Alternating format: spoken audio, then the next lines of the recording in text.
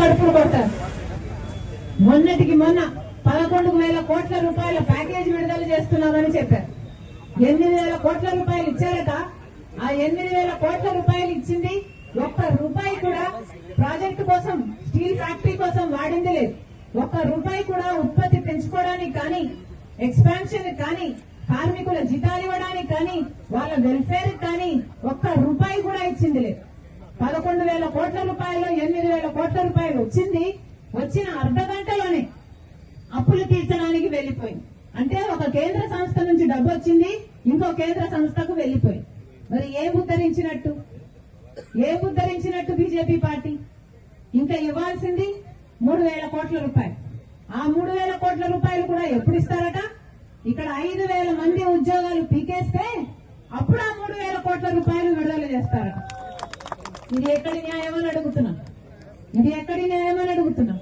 ఇప్పటికి 2,000 మంది ఉద్యోగాలను తీసేశారు. ఒకరు కాదు, ఇద్దరు కాదు, 100 కాదు, 200 కాదు, 2,000 మంది ఉద్యోగాలు. అంటే వాళ్ళ కుటుంబాలు వాళ్ళ మీద ఆధారపడి ఉంటాయి. 10,000 మంది జీవితాలను ఎఫెక్ట్ చేసే డిసిజన్ ఎట్లా పడితే అట్లా, ఒక పద్ధతి లేదు, ఒక ప్రొసీజర్ లేదు, ఎందుకు తీస్తున్నారో చెప్పలేరు. 2,000 మంది, దాదాపు 2,000 మంది ఉద్యోగాలు పీకేశారు. ఇది ఎక్కడి న్యాయమని అడుగుతున్నా. ఎవరి ఉద్యోగాలు పీకేశారు? ఇక్కడ పని చేస్తున్న వాళ్ళ ఉద్యోగాలు పీకేశారు. ఇందాక ఒక అన్న చెప్తూ మాట్లాడారు, మేము భూములు ఇచ్చాము, ఇక్కడ మా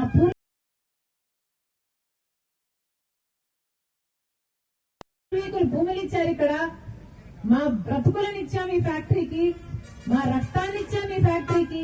కానీ ఈ రోజు మాకేం చేస్తుంది ప్రభుత్వం అంటే, ఇదే భూమి మీద కన్నేసి మమ్మల్ని ఉద్యోగాల నుంచి తీసేసి ఈ భూమిని అదాని లాంటి వాళ్ళ కట్టబెట్టాలని చూస్తుంది.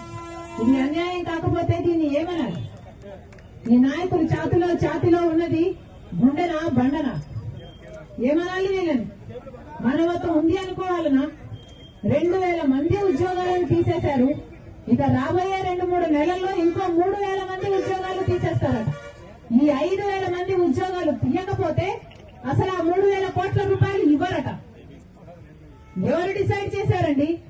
ఎవరు హక్కు ఇచ్చారు మీకు? అసలు చంద్రబాబు గారిని కూడా ప్రశ్నిస్తున్నాం. మీరు ఈరోజు ముఖ్యమంత్రిగా ఉన్నారు. ముఖ్యమంత్రి స్థాయిలో ఉన్న వాళ్ళు ఒక సంస్థలో 2,000 మంది ఉద్యోగాలను తీసేస్తే కనీసం స్పందించాల్సిన అవసరం లేదా? కూటమి సర్కార్ని అడుగుతున్నాం, జనసేన పార్టీ నాయకుడు పవన్ కళ్యాణ్ గారిని అడుగుతున్నాం, బీజేపీ పార్టీని అడుగుతున్నాం.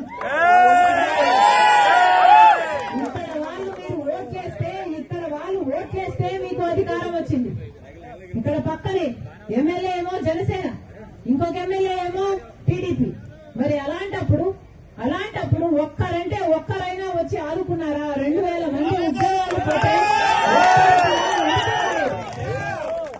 ఎందుకు రాలేదని ప్రశ్నిస్తున్నాం. ఇదే కూటమి సర్కార్, ఇదే చంద్రబాబు గారు ఇచ్చిన మద్దతుతో ఈ రోజు బీజేపీ అధికారంలో ఉంది. అసలు చంద్రబాబు గారు మద్దతు ఇవ్వకపోతే బీజేపీకి అధికారం వచ్చేదే కాదు. కానీ